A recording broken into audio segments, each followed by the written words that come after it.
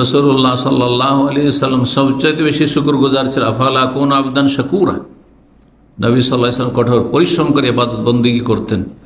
আর সাহাবায়ে কেরামগণ বা তার ঘরের পরিবারের সদস্যরা কেউ যদি এত কেন কঠিন পরিশ্রম করছেন, কষ্ট করছেন আপনি ইবাদত বন্দেগীতে, প্রয়োজনই তো নেই আপনার জন্য। বলতেন আমি কি আল্লাহ শুকরগুজার বান্দা হব না? যার যত নিয়ামত তার তত শুকরিয়া আদায় হচ্ছে কর্তব্য।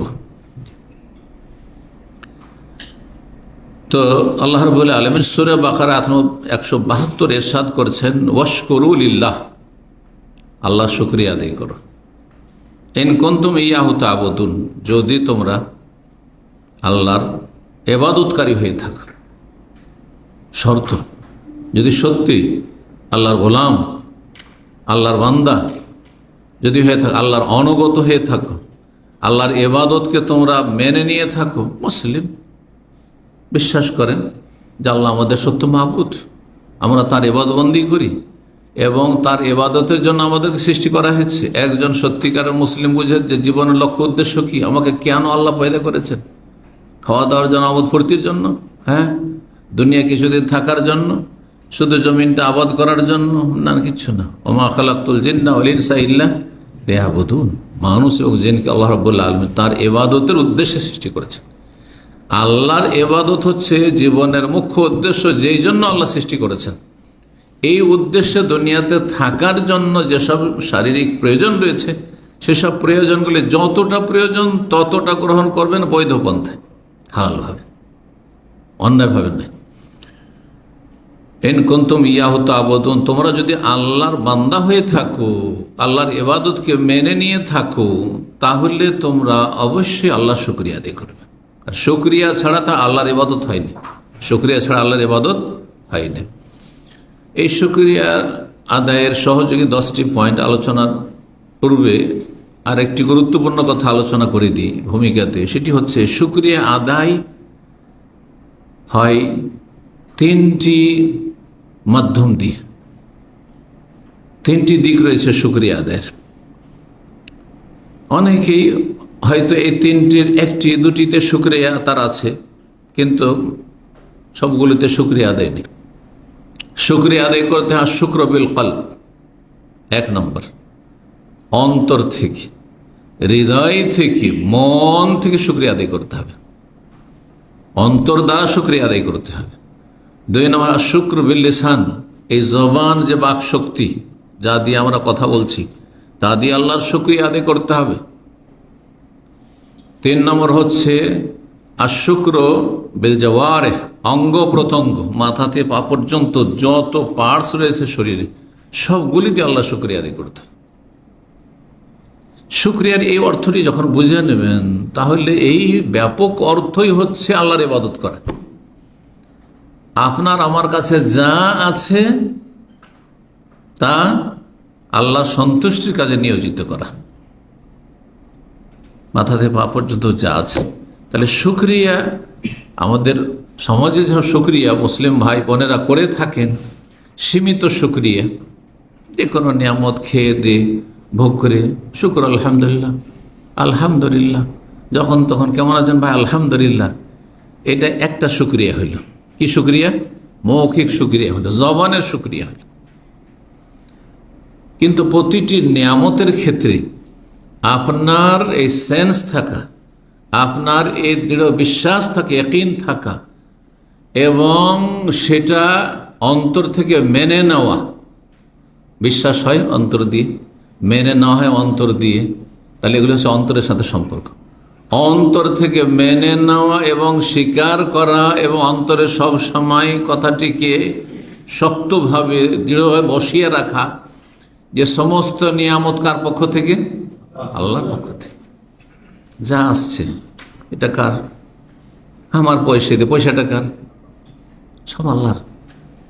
জি, আমি যেটুকু এলম জানছি এটি কার পক্ষ থেকে? আল্লাহর পক্ষ থেকে। আমি যে কথা বলতে পারছি, অনেকে বোবা, কথা বলতে পারে না, অনেকে মুমূর্ষ অবস্থায় রয়েছে, অনেকে বসতে পারে না, দাঁড়াতে পারে না, অনেকে চলতে পারে না, এগুলি কার পক্ষ থেকে? আল্লাহর পক্ষ থেকে। সমস্ত নিয়ামতকে সম্পৃক্ত করা নিয়ামত ওয়ালার সাথে, যিনি নিয়ামতের মালিক তার সাথে নিয়ামতকে সম্পৃক্ত করা, এটা আমার কোনো কৃতিত্ব নেই।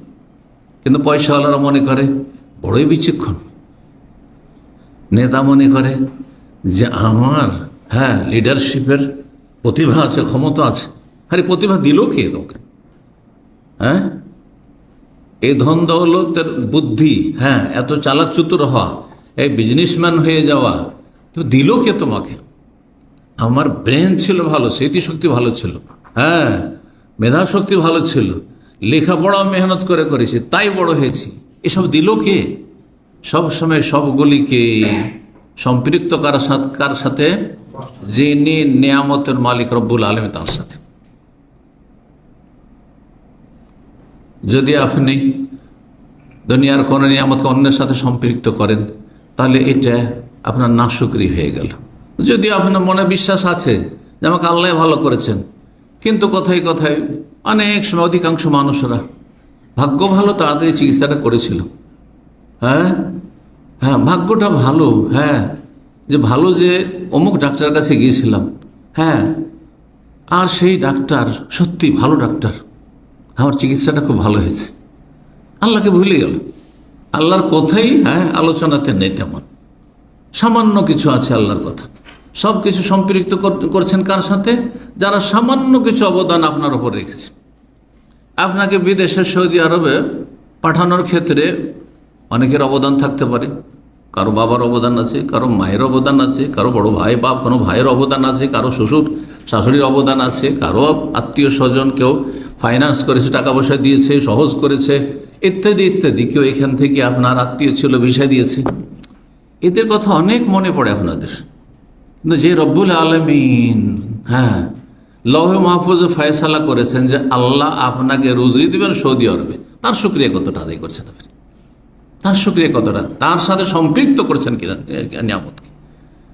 কারা এইসব লোকগুলি যাদের অবদান এহসান কিছু আপনার উপর আছে, তাদের অন্তরকে কে কোন সত্তা আপনার দিকে ফিরিয়েছে, আপনার মায়া করেছে, আপনার কথা তাদের মনে পড়েছে, আপনার পাশে দাঁড়িয়েছে?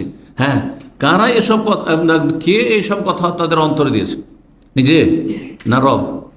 আল্লাহ বলছেন যে তুমি এই লোকটির হেল্প করো, এর পাশে দাঁড়াও, এর সহযোগিতা করি আমি। এসব কথা আল্লাহ তাদের অন্তরে নিক্ষেপ করেছেন। এক কথায় জবান দ্বারা শুকরিয়ার আগে অন্তর দিয়ে শুকরিয়া আদায় করতে হবে। জবান দ্বারা শুকরিয়া আমাদের সমাজের লোকেরা যথেষ্ট করে, কিন্তু অন্তর থেকে শুকরিয়ার ক্ষেত্রে অনেক ঘাটতি রয়েছে। এই দুটো শুকরিয়া থাকলেও তৃতীয় শুকরিয়া অধিকাংশ লোকের মধ্যে নেই। সেটা হচ্ছে সমস্ত ফরজ নফল আমল দিয়ে আল্লাহ শুকরিয়া আদায় করা, আমল দ্বারা শুকরিয়া আদায় করা। আর আমল হয় মানুষের অঙ্গ প্রত্যঙ্গ দিয়ে, এবং হারাম নাজায়েজ কাজ থেকে, অপছন্দনীয় কাজ থেকে, আল্লাহর অসন্তোষের কাজ থেকে বেঁচে থেকে আল্লাহ শুকরিয়া আদায় করা। আমার এই শরীর আল্লাহর দান, সুস্থতা আল্লাহর দান, আমার ব্রেন বুদ্ধি আল্লাহর দান, আমার ক্ষমতা আল্লাহর দান, সুতরাং এটা হারাম কাজে লাগাবো না। আমার যৌন ক্ষমতা আল্লাহর দান, আমার যৌবন আল্লাহর দান, আল্লাহ রাব্বুল সব দিয়েছেন। সুতরাং তা ভালো কাজে লাগানো, মন্দ কাজে না লাগানো। শুকরিয়া আদায়ের ক্ষেত্রে সহযোগী যে বিষয়গুলি, এক নম্বর হচ্ছে শুকরিয়া আদায় করতে পারবেন আপনি যদি আপনি ওপর দিকে না দেখেন, নিচের দিকে দেখেন। প্রত্যেকে যে যেখানে আছেন, যতই গরিব মানুষ হন না কেন, যতই অভাবে হন না কেন, যতই অসুস্থ হন না কেন, যতই দুর্বল হন না কেন, চারিদিক থেকে রোগ মনে হচ্ছে আপনাকে ঘিরে ফেলেছে। আপনি দেখছেন যে আমি এত রোগী, এত অসুস্থ, আমার অসুখের শেষ নাই। এত বাকি লোকেরা সবাই সুস্থ, কারো কোনো রোগ দেখছি না, আর থাকলে একটা দুটা রোগ আছে, কিন্তু আমার তো রোগ আমার পিছা ছাড়ছে না। না, উপর দিকে তাকাবেন না, আপনি নিচের দিকে তাকান। ঠিক আছে, আমার এই রোগ আছে, এই রোগ আছে, এই রোগ আছে, এই সমস্যা আছে, এই সমস্যা আছে, কিন্তু আমার চাইতে বেশি বহু মানুষের সমস্যা আছে। আল্লাহ এরকম আমাদের জীবনে অনেক পরিস্থিতি আসে, সেখানে দেখতে পাবেন এমন এমন লোককে, সুবহানাল্লাহ, কত ভালো আল্লাহ রেখেছেন, অথচ আপনার কাছে একটা পয়সাও নেই হয়তো। আপনি হয়তো অসুস্থ, আপনি মানসিক অশান্তিতে আছেন, পারিবারিক অশান্তিতে আছেন, আপনার কাজকর্ম নেই, সৌদি আরবে এসেছেন, কিন্তু আপনার নিচে যে বহু মানুষ আছে।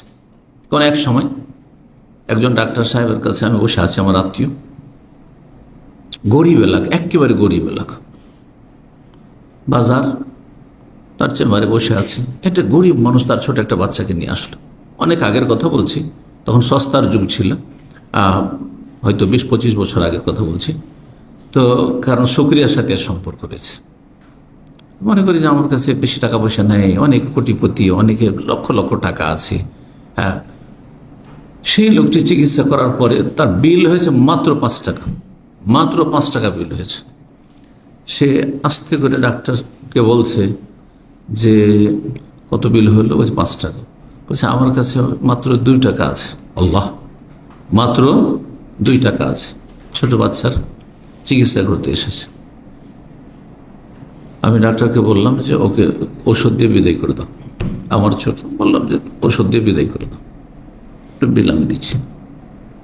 বলুন তো দেখি, এই নিচের এই লোককে দেখিলে কে শুকরিয়া আদায় করবেন না আপনার, তাই না? হাসপাতালে যান আর দেখে আসা রোগীদেরকে কে কি অবস্থায় আছে।